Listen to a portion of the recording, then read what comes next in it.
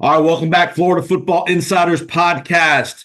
Week one's in the books for the state of Florida. Not a good week for the Seminoles and the Gators. Big week for the Miami Hurricanes. We've got a cool segment we are going to bring to you throughout the football season. Every couple of weeks, we're going to talk to a former teammate of mine at UAB, an awesome defensive back in the day, and a former NFL assistant coach, college assistant coach. He was a part of the 2024 UFL championship team with the Birmingham Stallions. All around good dude, and even more impressive, he is a PhD, has his PhD. So, Mr. Anthony Blevins, Coach Blev, welcome back. Welcome to the podcast. Appreciate you being a part of us as we get into the 2024 college football season. Man, I appreciate you having me, man. I really appreciate it, man. It's really good to see you, man. We're going to have some great insight with Anthony. Anthony's going to give us some great stuff behind the scenes from a coaching perspective. We're going to talk all kind of things about rosters and just everything that goes into running an organization. He's been on all facets of that train throughout his career. It's been a great career. He's been with the Giants, with the Cardinals in the NFL, and some college programs. So he's going to bring you a great perspective on things that go on in the locker room, coaching rooms, and all that stuff. So, all right. Just give me a general week one of the college football season, especially related to the state of Florida State. How surprised were you of what you saw out of Florida State? You know, the Gators got thumped by Miami, and everybody expected that to be a pretty competitive game. Florida State obviously gets upset again on Monday night against Boston College, and then the performance of Miami, really solid performance out of Miami. Just give me your general thoughts on the weekend. Well, let's start with Miami. Let's start with the good stuff first. Miami was really impressive, really physical, ran the ball well. I was really impressed with the Hurricanes. I believe the Hurricanes are back. They're going to create much noise in the state of Florida throughout college football, but the Hurricanes are back. Mark my word, the U is back. The disappointing part of it, Florida State, without question. Florida State had big expectations coming into the season. Went 13-1 last year. Only loss was to Georgia in the bowl game. Georgia in the bowl game, and really had a case to be in the playoff last year. Probably should have been in the playoff last year. So to come back this year, it was really disappointing to see how they performed on Monday night. Boston College really gave it to them. They had no answers. Boston College, scheme-wise, they didn't do a lot. They did a lot of the same stuff, split zone, inside zone run. But Boston College was physical. The quarterback was unbelievable, the quarterback for Boston College. And they had no answers. They looked like they had never seen it before. Moving on to Florida. Yeah, like people are down on Florida, but I don't know if I had that expectation of Florida being great going into the season anyway. Right.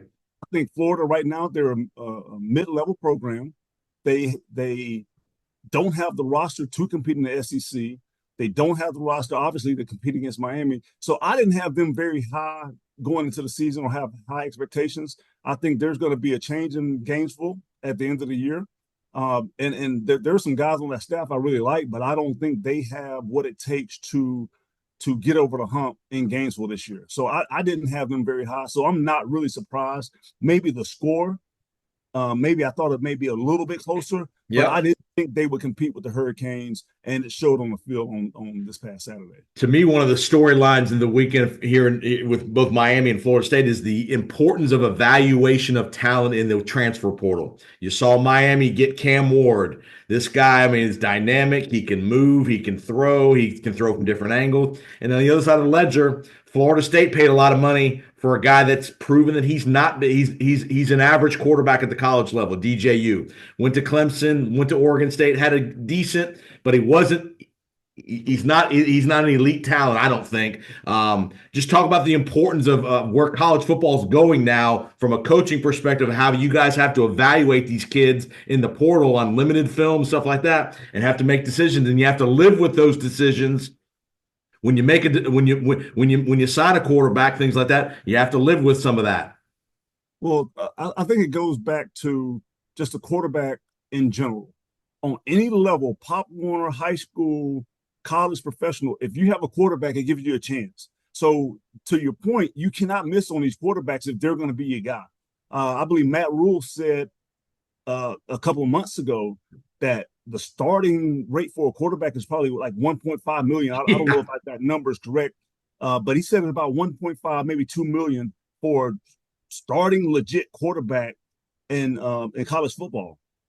You cannot miss. You're paying that type of money to a quarterback. You cannot miss. Whether it's DJ, DJ has not performed up to par. And I like DJ. He started off at Clemson, like you said. He went to Oregon State, had a good run at Oregon State, really good run at Oregon State, and then comes to Florida State and has not performed well in the last 2 games. He's missed some easy throws, throws that I feel like a college quarterback you have to make. You have to make.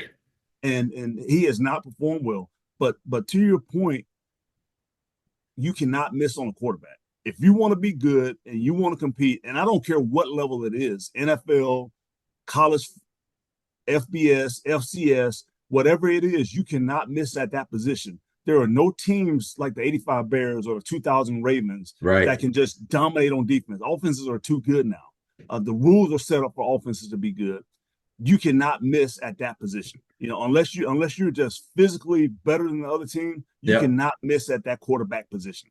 Does the NIL, with all the big money that's getting paid to not just quarterbacks, other people, does that eliminate from a coaching perspective some of the competitiveness that you would love to see in practice a little bit, where the first and second guy are competing against each other for the job, and it's not automatic? We know most of the time a guy's just better than another guy, but the competitiveness that you and I have grown up playing with in different guys we've seen in different elements, some of that goes away when you have so much money getting invested in guys. I think I agree with you that it does go away in certain programs. But you look at Texas, they got Quinn Ewers and they've got Arch Manning.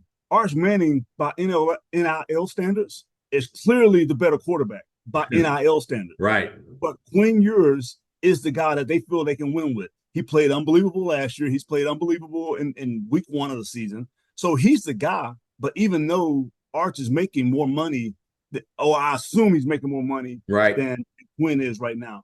But in elite programs, competition never goes away. That's where you build. That's how you grow. That's how you have a championship roster, is by competition. And regardless of the money, and you see it in the NFL all the time. First round draft picks, they get chance after chance after chance after chance. Right. Whereas free agent only gets one chance.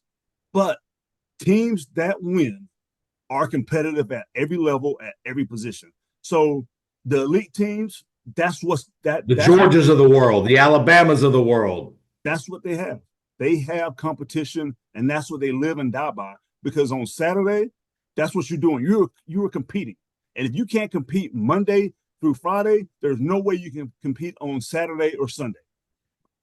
Talk about Florida State. A couple more college questions we'll get you, and then we'll transition to the NFL here.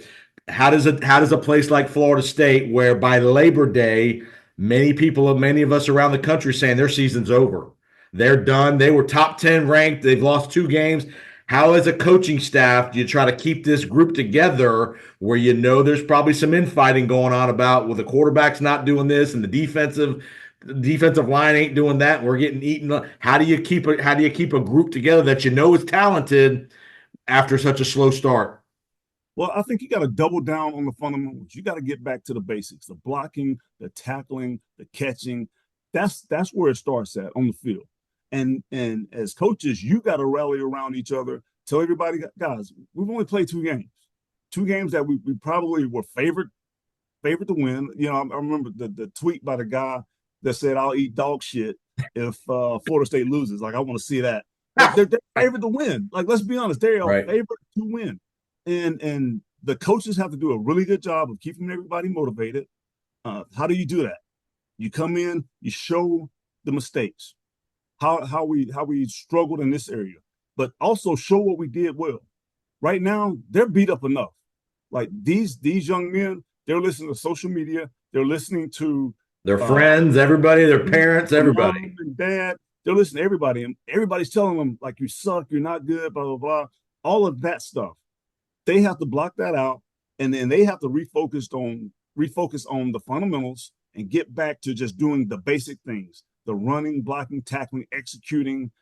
Simplify the scheme if that's part of the problem, and just playing Florida State football. Florida State, I think they'll be all right. They'll get back on track. Their offensive line coach has not been with them the last 2 games, I believe. I believe he's got another game that he's suspended, right? Alex Atkins, Yep. and Alex is a unbelievable, unbelievable coach. Probably a head coaching candidate for next year and years moving forward. So once he comes back, I think that'll help solidify some things. They'll be able to run the ball a little bit better, be able to make better in-game adjustments once he's back. So I think that's going to help them a lot moving forward. Last question. Talk about USF goes to Alabama this week. Just give me a thought about you played in those big environments. How does the little guy, the power, the group of five team like USF got a really good quarterback. How do you approach these kind of games where you're the big underdog, but you get to play a top 10 team in the country in a hostile environment? How do you approach that as as a staff, as a team of back to the fundamentals? Is it just more about execution and do what we do? Yeah, it's definitely do what you do, but what you have to focus in on is one play at a time, one play at a time, all the time.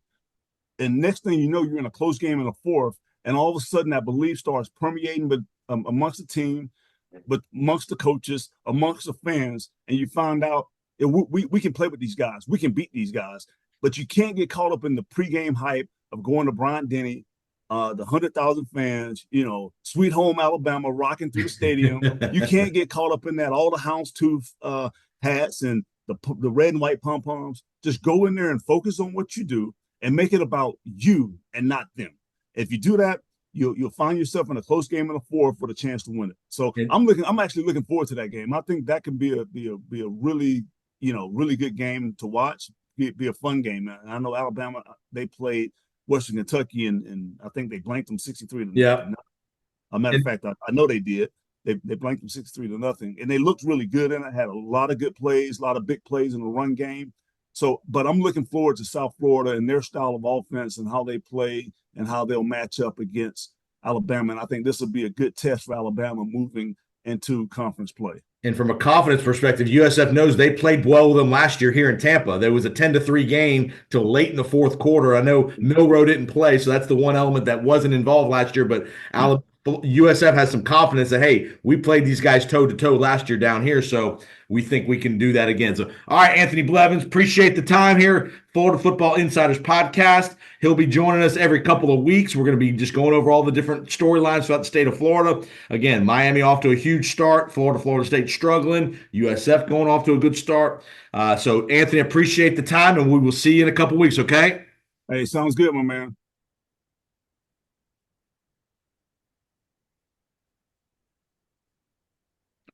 All right, welcome, Powers on Sports Podcast. Appreciate you finding us. We are going to do a little week one preview. We got a great guest that's going to be part of the podcast throughout the football season. Anthony Blevins, Coach Anthony Blevins, former teammate of mine at UAB, NFL assistant coach at multiple spots with the Giants and the Arizona Cardinals, college football coach. He was a part of the 2024 UFL championship team, the Birmingham Stallions. He's going to be joining us, giving us some great perspective on the NFL, coaching staffs, decisions, all the different things that go into an NFL organization. Mr. Blevins, welcome to the podcast, sir. Man, I appreciate you having me, man. It's good to be here. Anthony, you're a world champion. Have you gotten your championship ring yet?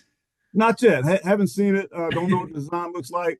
Usually they'll probably do something in the season once it starts. So I'm looking forward to getting that and being able to put that in the trophy case. Anthony's a longtime assistant coach in the NFL, coaching DBs and special teams. We're gonna talk about some week one unique scenarios. First things first.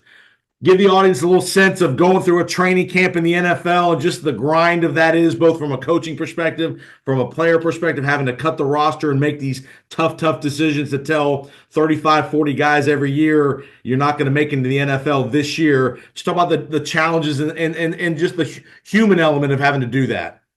It's really hard because you've been with these guys, most of these guys you've been with since April.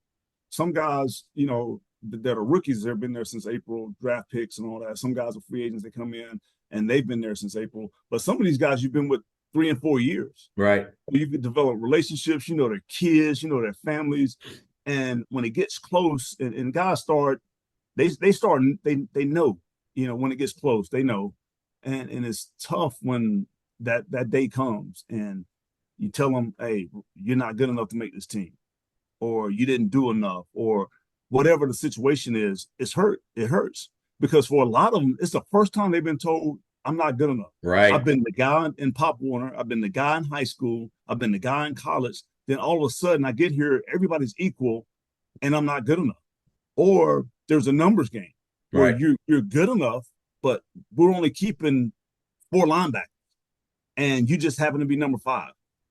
So that part of it's hard. It's a reality check for them. And then it gets to the point of what do I do next? Because this is what I've always done. This has been my mentality. I'm going to make it here. And then eventually, at some point, for all of us, whether you're a Hall of Fame, potential Hall of Famer, or you're the undrafted free agent, it comes to a point where you say, you know, I Can't like, do it what do I anymore. I'm do? not good enough. Can't do it anymore. My body's not able to. I can't get out of bed, or I struggle to get out of bed, or like you said, I'm just not. You know, they told me I'm not good enough. I've been cut from 5 different teams. Maybe they're right. Maybe I'm not good enough. Now, what's the next chapter? Right. So moving on can really be hard. So I think that's the tough part of it when it comes down to the end of the day when you cut down the roster to the 53 is I'm not good enough from that standpoint, or I'm not good enough to make this particular team. Right. And on the flip side of that, talk about your kind of your fatherly figure that you kind of take on when guys that do make it, the guys at the bottom of the roster that do make it, that undrafted free agent or that lower draft pick, that late round draft pick. Talk about the euphoria of that is and how you have to, as a position coach, how you have to kind of mentor and help them navigate that all of a sudden in a week they're probably going to get a paycheck as big as they've ever seen in their life hit their bank account, and just the realities having to deal with that when you're not used to that. Yeah, I think for most of them, it doesn't really hit them until they actually get the check. Yeah, I think there's a reality part of it is like, I'm going to get it. But when you actually see it, you know, you actually see a check for 100,000. Like that's more than most people make in a year. And you Right. get that in for 1 week's worth of work. Right. That's a lot of people don't know how to handle it. And that's where in the NFL, you have player development teaches them how to manage money, how to say no, all the things that are going to come at them now because now they've got money. Right. Don't go and buy the bar out or do anything like that. Don't go buy the $100,000 car tomorrow. Exactly. Like just keep stacking checks. Keep stacking checks. I think Herm Edwards said it best. Get you a car, one car, get you one house. Right. You can't drive, you can't live in 5 houses. Right. You can't drive 5 cars. Get you one of whatever you need and then stack the rest, invest the rest. So that comes from a maturity standpoint, and you always try to tell guys at some point it's going to end. You don't know, but you're on the back end of the roster. Even when you make it, at any given point, like you can still be cut. Yeah. You're still competing against 31 other teams in their roster. So when they cut a guy, it may be a guy that's in Cleveland that might be better. I mean, better than the guy that's in Miami. So Right. Miami says, I want to upgrade my roster with this guy from Cleveland. And all of a sudden, the guy that's number 53, he's out on the street now. So he's looking for another job. So you got to be careful about, young guys have to be careful about how they go about their business, their daily routine, their daily lifestyle, and understand I can't do what the first rounder did. I don't have 25 million guaranteed. Right. Because the only thing you have guaranteed in the NFL is this day. That's all you have is this day. Nothing else is guaranteed after that. And is that for you? Is that an ongoing process that you guys throughout the year, whether it's in position meetings and just general talking to these guys day to day, just remind them of those kind of things of, hey, how are things going? Everything good in your personal life? Everything good in the with your money and all that? I mean, is that something that's talked about much in the locker rooms? In some places, yes. I think it depends on the relationship. You may not have that type of relationship with every guy to talk about those type of things. But once you build as a coach, you build a relationship, you build trust, you're able to talk about those things in an honest way to help a guy. Because a rookie that comes in the league, he's 21, 22 years old, never seen this type of money before. Yep. So now he's getting it on a weekly basis. Like, let's be smart with it. All right. Let's not do stupid things with your money. And there's things that are put in place to help protect them. If you have an investment, somebody comes comes to you with an investment idea or something like that, you can go to NFL security and have them check out this person. They'll run a background check. This is Yep. what this person does. This is what who this person is. They had a bankruptcy in 2012. So you Right. might want to be careful about dealing with this person. Now, they won't tell you what to do, but they'll give you the information. But all you have to do is go ask. There's so many resources that are out there for them, but all they have to do is go ask. Very all right. So we've made the rosters have been discerned. At what point in training camp do you guys start game planning truly for your week one opponent? I know you hear coaches talk about, well, we I mean, is it 2 weeks? I mean, how far in advance do you really start getting serious about that week one opponent? I think it depends on the coaching staff and the mentality of the coaching staff. I've been in places where we've slowly integrated things from week one as early as maybe week 2 or week 3 in training camp. Right. And I've been in other places where we may not have started until the last preseason game, where I was in Arizona, and then it was 4 preseason games.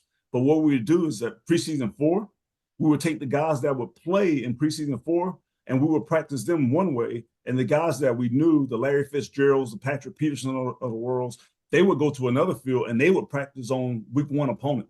So it depends on the coaching staff and the model that they want to put in place. But I've done it as early as week 2 and as late as preseason 4 in the old days. Yeah, it's like I said, a lot of energy is getting put into this week one opener, and how important? Obviously, it's just one of 17 games. I get it, but how important how important is week one to get off to a good start to figure out what kind of team you have? Just talk about them from a coaching staff perspective. How important it is to be able to put the fruits of your labor into week one to see some results. I think it's very important. And I'll tell you, just from my personal experience, I've went to the playoffs every year that I've won in week one. Every year won a game in week one, I went to the playoffs.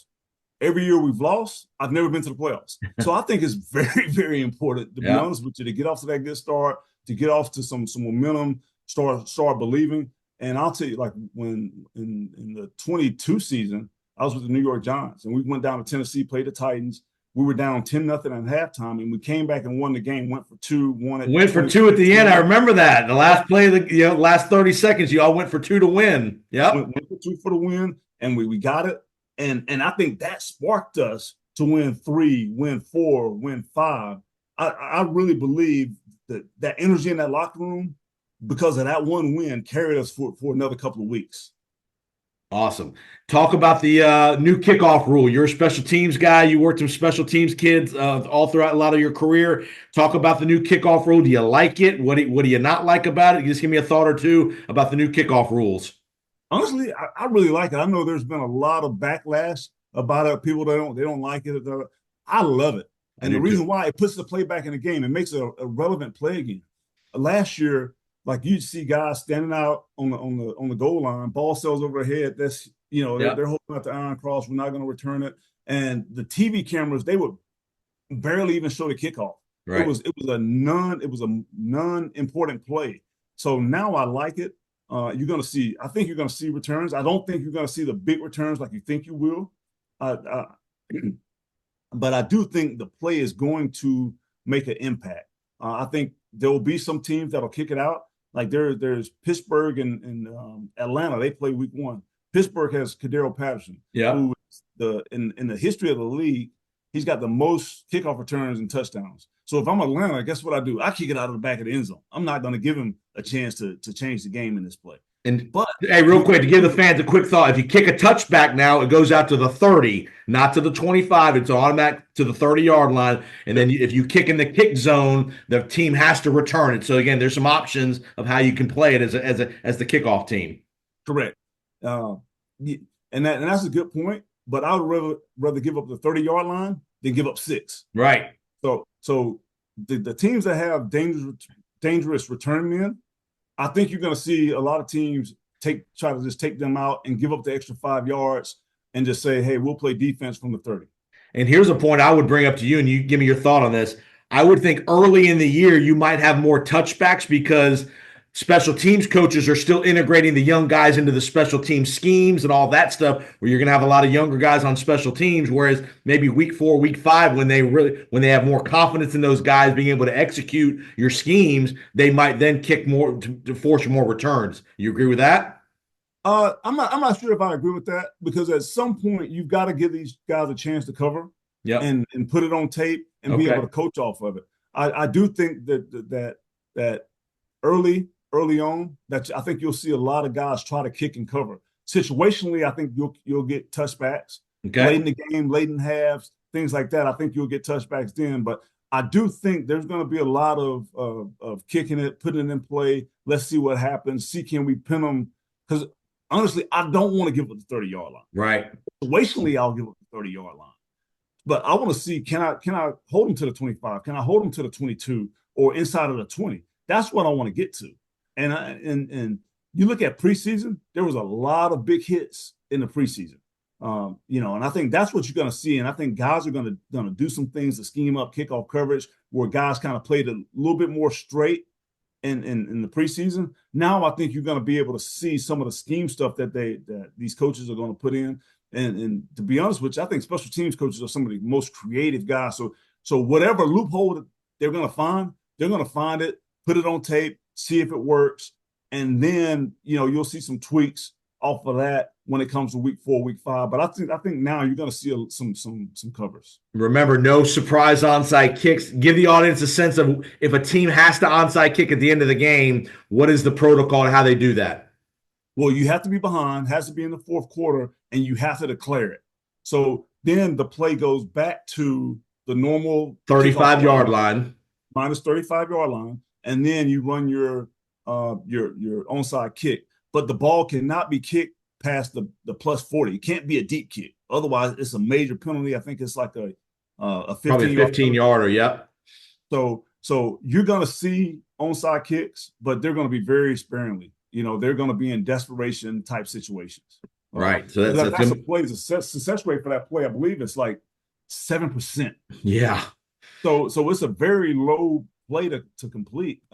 Honestly, I would love to see the NFL adopt the XFL or UFL 4th and 12, 4th and 15 play in that. I think that makes it more interesting. I think it's not necessarily an easy play to get, but the percentages are better. Way better, without question. So I would like to see that, and that keeps games alive, and keeps the viewers in tune to the broadcast. So I would like to kind of see that, or at least tinker with it in a preseason or something like that. Give me a storyline or two, and we'll get you out of here. Give me a storyline or two that you're interested to see week 1 around the league, whether it's a specific team or just some general, philosophies that you're going to want to see during that you're going to see week 1. Well, the first one that jumps out to me is Pittsburgh, the Steelers. I want to see what happens with Russell Wilson, Justin Fields, how that dynamic plays out. I know Mike Tomlin has said that Justin's too talented to be on the bench. So I want to see how they use him. Do they use him as a 2-quarterback system? Right. Does Russell get 3 series? He comes in for 2, or do they put him at receiver or use him in some goal line stuff? Short yardage, goal line run, quarterback run, kind of designated stuff. Correct. So that's one that's interesting to me. And then that whole AFC North, I think that's the most competitive division in football. You got Baltimore, Lamar Jackson, and what they've been able to do and open up the pass game last year with the new offensive coordinator, Todd Monken. So I want to see how they develop. Joe Burrow in Cincinnati. I mean, they're just 3 years removed from a Super Bowl. So I'm in the Jamar Chase dynamic. How does that affect? Does he play? Does he not play? When does he play? Cleveland with Deshaun Watson. When does Nick Chubb come back? I think Deshaun Watson is a dynamic quarterback when he's healthy. So he's got to be able to stay healthy. They got to be able to protect him. But he makes that team different. And then, like we talked about, was Pittsburgh. Right. What happens there? So because I think that is the top to bottom, that is the most competitive division in all of football right now. Talk about there's some stories of holdouts. We saw Ayuk just reported last week, CeeDee Lamb, Jamar Chase is still not practicing. Talk about, from a physical perspective, how long does it take these guys to get really into football shape? I mean, guys, can you be in football shape in a week, or does it? How long does it take, especially these skill guys? And how concerned are coaching staffs for soft tissue injuries, hamstrings, groins, things like that, when a guy hasn't been going through training camp? Well, I think it just depends. Like Jamar Chase is a very interesting case to me. Like he's a hold in. He's not a holdout. He's a hold in. Right, So he's there, but what is he doing? Is he running on the side? Is he right, doing routes? What is he doing? That's what I don't know. But you're very concerned about soft tissue injuries, especially early in the season, especially with skilled guys stopping and starting. Justin Jefferson last year, I think he missed about 6 weeks right. with a hamstring last year, and it definitely affected the Vikings, their offensive production. So you're very, you have to be aware of that. And say if he plays I don't think he'll play week 1, but say if he plays week 2, I think he'll be on a pitch count. He'll be in on plays where the ball is specifically going to him.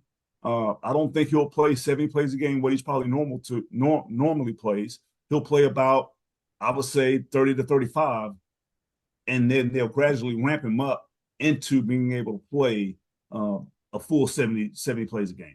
Yep. Last thing I'll get you to talk about. By the way, one of your guys got paid today, Mr. Sertan in Denver just got paid, so he just got him a big deal as a fellow DB.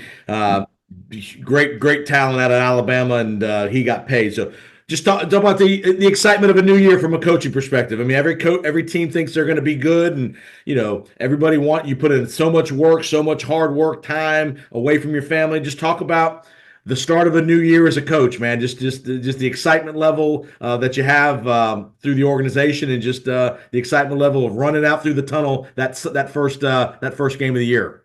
Well, I think he just hit it. Is the excitement of what's new? What are we about to embark on? How special can this run be? And I think every team has that. Some teams may, they know they're building, they're growing, but that's the kid element to it, is the newness, the excitement. We get to turn the page from last year. We need to see what all this work we've been putting in work from April till now. How is all this work going to pay off? And I think that's the special part about football, is every year you get a chance to start over. No team's the same. No matter how good you are, like Kansas City, they're an unbelievable team. But the team that was in Kansas City last year is not the team that's in Kansas City this year. So now you get to start over. You get to see all the work, all the offseason stuff. So I'm looking forward to seeing, what Kansas City can do. I'm looking forward. We already talked about Pittsburgh, what they can do, what the Dolphins can do. Can they repeat the success they had on offense last year? I'm really looking forward to seeing how all of this truly plays out. But the newness of it, that's what excites you. Is week 1, everybody's equal. We're 0-0. Hey, let's try to win one game this week and be 1-0 and be, tied for the league lead, because like half of the league is going to be 1-0. That's right. And invariably, one or two teams a year come out of nowhere that nobody thinks are going to be very good, and then they come out and they win a division, or or a wild card team. So there's hope for every team in that league. I mean, the margin of error in that league is so tiny. The thinness between the best team and the 32nd team is not as big as people think it is. Not at all. There's a lot of parity in this league, and I go back to my first year in the league, 2013, when I was with Arizona. I think they were 4-12 the year before, maybe 5-11. I'm not quite sure. But we went from 4-12 to 10-6. Yeah. All over a year, all because of free agency, all because we hit in the draft. We played a lot of rookies that year. Had a lot of really good free agents that played for us and played well for us. So that's how it can flip overnight. Is how did you do in free agency? And everything about the organization is being judged throughout the season. How did the scouts do? How did the front office do? How did the coaching do? Right. Coaching changes, because that takes place in all season too. Did we upgrade our coaching staff here? So I'm really looking forward to that, based off of what you said, just the newness, and everybody's got a chance right now. So, like this Sunday, I'll be glued in the TV. Well, actually, starting tomorrow, I'll be glued in the TV. The Kansas City, Baltimore, then the Eagles, Green Bay, and then Sunday and Monday. So I'm excited for it. Wish I was still on the field. Wish I was part of it. but I'm looking forward to what will happen this year. Well, Anthony Blevins, Dr. Anthony Blevins, you can find him on X and Twitter at DocBPhD33. Awesome guy, man. He's going to be joining us throughout the football season every couple of weeks. Again, UFL champion with the Birmingham Stallions, NFL assistant coach, multiple places, college assistant coach. He's a great guy, man. Good DB back in the day at our time at UAB. We got to get our Blazers off to a good start with Trent Dilfer. Do you know Trent at all? I've met Trent. I don't know him. I don't know him well, but I've met him a few times. I've been around the program quite a few times. There's some people that are there that I'm excited about. Matt McCants, who's the O-line coach there, who played in the league. Yeah. So I'm really excited about them. I know they got a big one this week in ULM, Louisiana Monroe, which is Brian Benson, who was the interim head coach. Now he's at How about that? ULM. How about that? So that'll be a big game for both teams, really. You know, there's a lot of UAB ties on both sides of the ball there. So I'm excited to watch that. ESPN Plus, I think Saturday night at 6 p.m.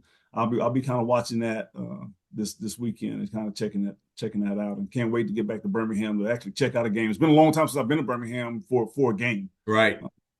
I haven't been to a game in a new stadium. Me neither. I'm working on getting up there. So for sure. Yeah.